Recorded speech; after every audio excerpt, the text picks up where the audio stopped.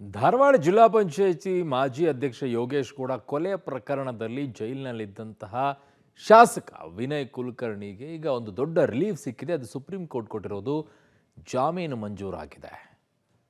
ಏನು ಹೇಳಿದೆ ಕೋರ್ಟ್ ಇವತ್ತು?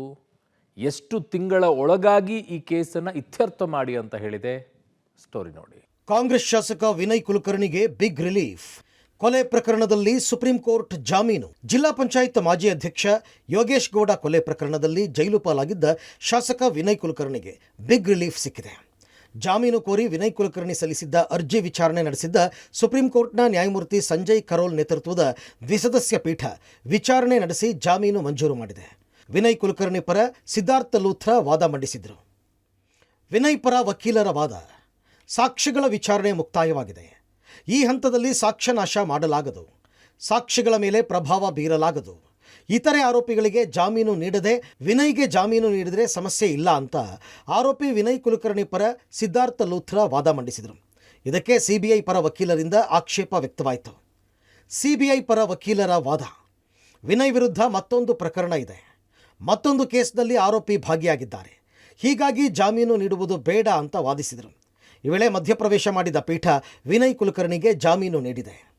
ಕೋರ್ಟ್ ಹೇಳಿದ್ದೇನು? ಪ್ರಕರಣದಲ್ಲಿ ಪ್ರಮುಖ ಆರೋಪಿಗಳ ವಿಚಾರಣೆ ಅಂತ್ಯ. ವಿನಯ್ ಕುಲಕರ್ಣಿ ವಿಚಾರಣೆಯೂ ಮುಕ್ತಾಯವಾಗಿದೆ, ಹೀಗಾಗಿ ಜಾಮೀನು ಮಂಜೂರು ಮಾಡಲಾಗಿದೆ. 2 ತಿಂಗಳಲ್ಲಿ ವಿಚಾರಣೆ ಆರಂಭಿಸಲು ನಿರ್ದೇಶನವನ್ನು ಕೋರ್ಟ್ ನೀಡಿದೆ. ಇನ್ನು ಜೂನ್ 15, 2016ರಲ್ಲಿ ಧಾರವಾಡ ಜಿಲ್ಲಾ ಪಂಚಾಯಿತಿ ಸದಸ್ಯ ಯೋಗೇಶ್ ಗೌಡ ಹತ್ಯೆಯಾಗಿತ್ತು. ಜಿಮ್ನಲ್ಲೇ ಯೋಗೇಶ್ ಗೌಡನನ್ನು ಭೀಕರವಾಗಿ ಹತ್ಯೆ ಮಾಡಲಾಗಿತ್ತು. ನಂತರ ಪ್ರಕರಣವನ್ನು ಸಿಬಿಐಗೆ ವರ್ಗ ಮಾಡಲಾಗಿತ್ತು. ಒಟ್ಟು ಪ್ರಕರಣದಲ್ಲಿ 21 ಆರೋಪಿಗಳಿದ್ದಾರೆ.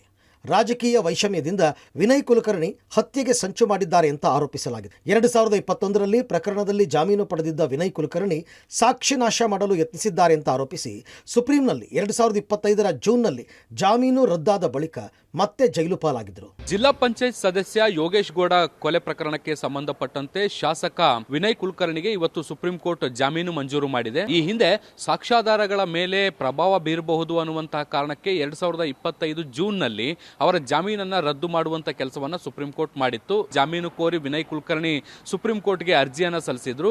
ಅರ್ಜಿಯನ್ನ ವಿಚಾರಣೆ ನಡೆಸಿದಂತ ಸುಪ್ರೀಂ ಕೋರ್ಟ್ ಇವತ್ತು ಜಾಮೀನನ್ನ ಮಂಜೂರು ಮಾಡಿದೆ. ಮುಖ್ಯವಾಗಿ ಈ ಒಂದು ಪ್ರಕರಣದಲ್ಲಿರುವಂತಹ ಎಲ್ಲಾ ಸಾಕ್ಷ್ಯಾಧಾರಗಳ ವಿಚಾರಣೆ ಏನಿತ್ತು ಅದು ಸಂಪೂರ್ಣವಾಗಿ ಮುಕ್ತಾಯ ಆಗಿರುವಂತದ್ದು. ಸಾಕ್ಷ್ಯಗಳ ಮೇಲೆ ಪ್ರಭಾವ ಬೀರುವಂತದ್ದಾಗ್ಲಿ ಅಥವಾ ಸಾಕ್ಷ್ಯಗಳ ನಾಶಕ್ಕೆ ಪ್ರಯತ್ನ ಪಡುವಂತಹ ಪ್ರಸ್ತಾಪಗಳು ಮುಂದೆ ಬರಲ್ಲ ಅನ್ನುವಂತ ನಿಟ್ಟಿನಲ್ಲಿ ವಾದವನ್ನ ಮಂಡಿಸಿದ್ರು. ಈ ವಾದದ ಬಳಿಕ ಸುಪ್ರೀಂ ಕೋರ್ಟ್ ಜಾಮೀನು ಮಂಜೂರು ಮಾಡಿತು. ಕೊನೆಗೂ ನ್ಯಾಯ ಸಿಕ್ಕಿದೆ. ಕೋರ್ಟ್ಗೆ ಡಿಕೆಶಿ ಧನ್ಯವಾದ. ಇನ್ನು ಶಾಸಕ ವಿನಯ್ ಕುಲಕರ್ಣಿಗೆ ಸುಪ್ರೀಂ ಕೋರ್ಟ್ ಜಾಮೀನು ನೀಡಿದ ವಿಚಾರಕ್ಕೆ ಪ್ರತಿಕ್ರಿಯಿಸಿದ ಡಿಸಿಎಂ ಡಿಕೆಶಿ, ಯಾವುದೇ ಒಬ್ಬ ವ್ಯಕ್ತಿಗೆ ಕಿರುಕುಳ ಕೊಡೋದಕ್ಕೂ ಒಂದು ಲಿಮಿಟ್ ಇದೆ.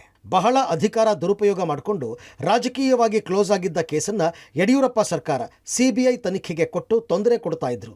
ಇವತ್ತು ನ್ಯಾಯಾಲಯ ಇದೆಲ್ಲ ಸರಿಯಿಲ್ಲ ಅಂತ ಬೇಲ್ ಕೊಟ್ಟಿದೆ. ಕೊನೆಗೂ ನ್ಯಾಯ ಸಿಕ್ಕಿದೆ. ಕೋರ್ಟ್ಗೆ ಧನ್ಯವಾದ ಅರ್ಪಿಸುತ್ತೇನೆ ಎಂದಿದ್ದಾರೆ.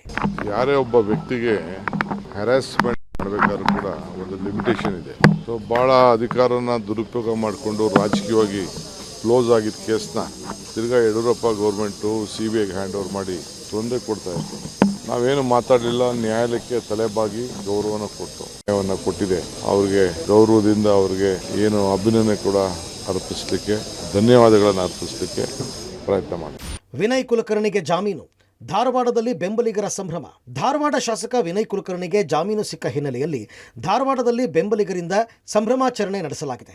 ಧಾರವಾಡ ಜಿಲ್ಲಾಧಿಕಾರಿ ಕಚೇರಿ ಬಳಿ ವಿನಯ್ ಪರ ಘೋಷಣೆ ಹಾಕಿ ಸಿಹಿ ಹಂಚಿ ಸಂಭ್ರಮಿಸಿದ್ದಾರೆ. ಈ ಹಿಂದೆ ಒಮ್ಮೆ ಜಾಮೀನು ಪಡೆದು ಮತ್ತೆ ಜೈಲು ಸೇರಿದ್ದ ವಿನಯ್ ಕುಲಕರ್ಣಿ ಅಂತಿಮವಾಗಿ ಈಗ ಜಾಮೀನು ಮೂಲಕ ಹೊರಬಂದಿದ್ದು ಸುದೀರ್ಘ ಜೈಲು ವಾಸಕ್ಕೆ ಬ್ರೇಕ್ ಬಿದ್ದಿದೆ. ಶಬೀರ್, ಪಬ್ಲಿಕ್ ಟಿವಿ, ನವದೆಹಲಿ.